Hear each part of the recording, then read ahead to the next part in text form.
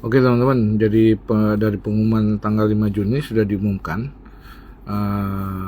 mengenai pembaruan ekosistem dan sebagainya yang ada di proyek-proyek real Anubis Foundation. Dan ini adalah sosmed resminya ya. Jadi kalau ada sosmed berkeliaran dengan isu-isu yang memprovokatif ya, tujuannya untuk kepentingan dia dan timnya dan proyek-proyek crypto, itu nggak usah di percaya ya. Jadi ini ya website resminya ya. Jadi seperti itu. Nah, jadi kita tahu bahwa ya project-project daripada Anubis Foundation itu selain Origin, LGNS, GLGNS ya, ada token ANB, stablecoin.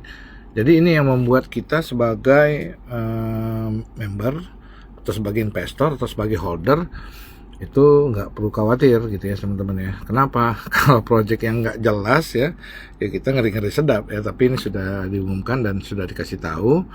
Dan tapi untuk detailnya kita nggak tahu seperti apa ya teman-teman ya. Tapi kalau saya bukan berada di dalam satu project real crypto daripada Anubis Foundation, kalau project-project staking apa itu satu hal yang biasa ya.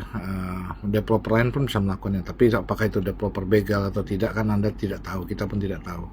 Tapi kalau lihat Anubis sebagai pemilik jaringan multi chain, itu sudah lebih canggih lagi dibandingkan dengan jaringan-jaringan single chain seperti Polygon, seperti kayak BNB, seperti kayak Tron, seperti kayak SRP, Solana dan sebagainya. Jadi mereka pun ya itu teknologi yang kemarin ya. Kan teknologi terbaru itu dual atau multi chain. Itu mereka aja ketika membuat satu proyek nggak akan mau melakukan scam proyek tersebut. Ya, karena nama baik mereka harus dijaga dan itu sumber uang Gaspi yang mereka dapatkan dari orang menggunakan jaringan-jaringan tersebut, yaitu membuat mereka kaya raya. Seperti BNB itu kan miliknya daripada Binance ya. Nah, mungkin Binance membuat project scam kan. Nah, itu hanya project single chain gitu ya.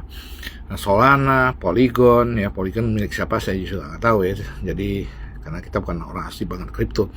Dan kebanyakan juga developer dari jaringan koin single chain itu juga ada yang tidak mau menampilkan diri, kecuali Vitalik, pemilik daripada Ethereum kan gitu teman-teman ya. Kenapa? Karena kalau mereka menampilkan diri lagi jalan-jalan di mall, diculik kan repot ya. Jadi kebanyakan project-project real crypto pun developernya tidak mau tampil ya. Kecuali mereka membayar CEO ya, seperti kayak di Anubis Foundation tuh ada CEO-nya ya.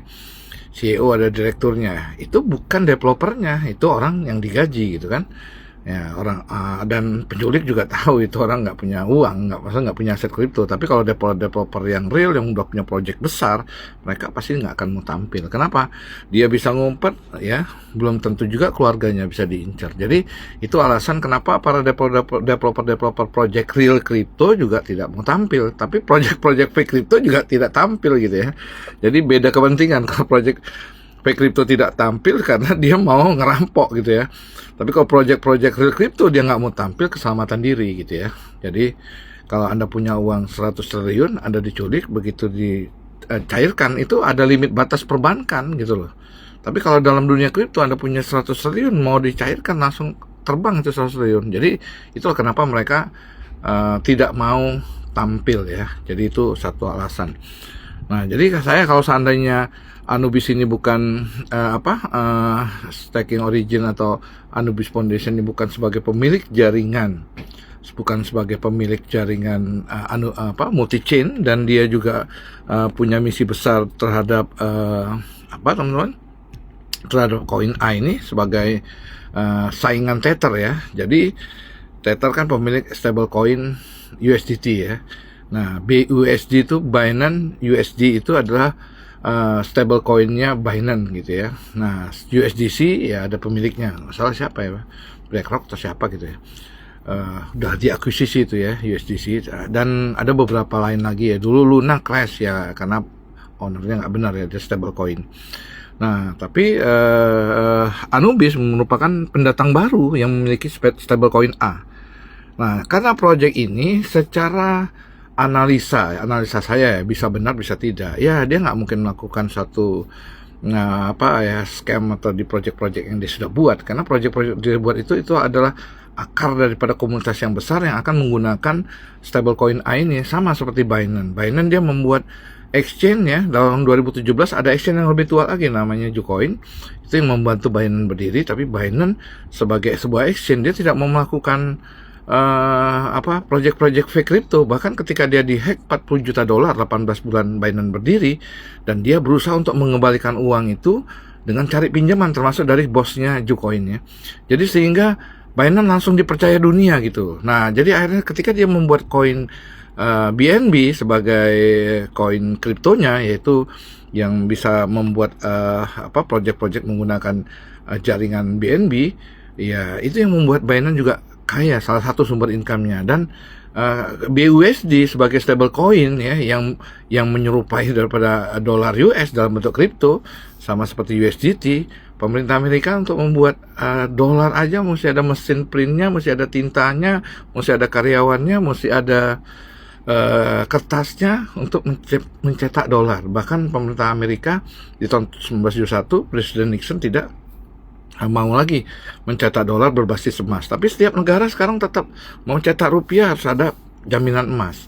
Ya, mau Swiss franc juga sama gitu loh, mau ringgit juga sama. Jadi sehingga lebih hebat daripada Tether sebagai pemilik daripada 1 USDT berbanding 1 US dollar. Mau berapapun harga US dollar berbanding equal 1:1.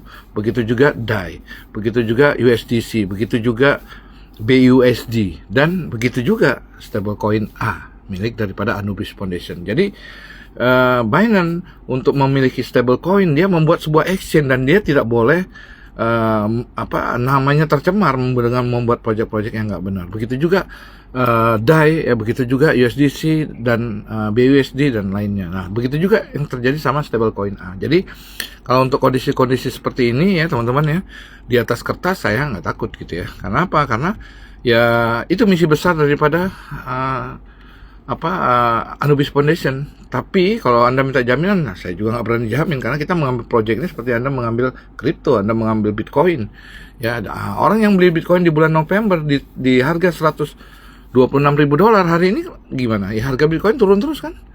Tapi dia nggak dapat per 7 jam gitu kan, orang-orang yang hold Bitcoin kan. Jadi membeli aset kripto itu adalah tanggung jawab kita masing-masing, nggak ada yang bisa disalahkan kalau terjadi apa-apa. Nah, andaikan ini diserangan hack gitu kan, karena saya selama 21 bulan mengikuti ini ada 5 kali 6 kali serangan hack ya, hacker ya, maksudnya hacker ya, dan itu ya bisa dilewatin. Tapi kalau bisa jadi suatu saat ada serangan hacker besar, ya developernya tidak membegal, tetapi projectnya hancur, bisa jadi. Itu sebuah risiko. Makanya teman-teman jangan mengambil suatu project real crypto sekalipun, apalagi fake crypto, dengan uang panas. Pakailah dengan uang dingin ya. Jangan pakai uang pinjam. Kalau terjadi risiko, Anda yang tanggung sendiri. Nggak ada orang lain yang bisa disalahkan. Karena keputusan tangan Anda, profit milik Anda sendiri, begitu juga sebaliknya. Cuan milik Anda sendiri, begitu juga sebaliknya. Oke? Jadi ini saja. Jadi kalau saya sudah mengalami 5 kali 6 kali nggak bisa login kayak gini. Jadi sebagai saya suatu hal biasa. Apalagi ketika ada project jaringan Anubis, dual chain, multi chain, dan stablecoin, dan ANB ya, koin ANB. Jadi seperti itu penjelasan teman-teman. Jadi santai aja. Jadi saya ya udah, kalau ada yang kenapa ya nunggu aja gitu. Dulu juga gitu, ada 3 hari sempat kita nggak bisa buka ya. Jadi kami pernah ngalamin itu, jadi teman-teman ya, 3 hari nggak bisa login, bayangin aja kan. Nah, jadi kalau sekarang nggak bisa login, kita bisa WD, karena swapnya itu dulu dari LGNS ke DAI aja, sekarang dari LGNS kemana-mana koin, dan bahkan sekarang dari SLGNS kemana-mana koin ya gitu ya, mau ke DAI, ke USDT, atau ke Solana, atau kemana, atau ke Polygon, itu bebas. Jadi ini aja penjelasan supaya teman-teman paham. Jadi keputusan Anda mengambil satu project yang Anubis Foundation ambil, itu tanggung jawab masing-masing, bukan tanggung jawab orang lain ya. Jadi untung milik Anda, milik kita ya, dan rugi ya sebaliknya gitu kan. Jadi ya itulah, jadi kita harus cerdas dan cermat, pintar dalam mengambil satu project-project real crypto. Kalau project crypto saya sudah nggak sarankan. Nanti kita boleh bahas mengenai ciri-ciri project crypto di beberapa video screen berikutnya.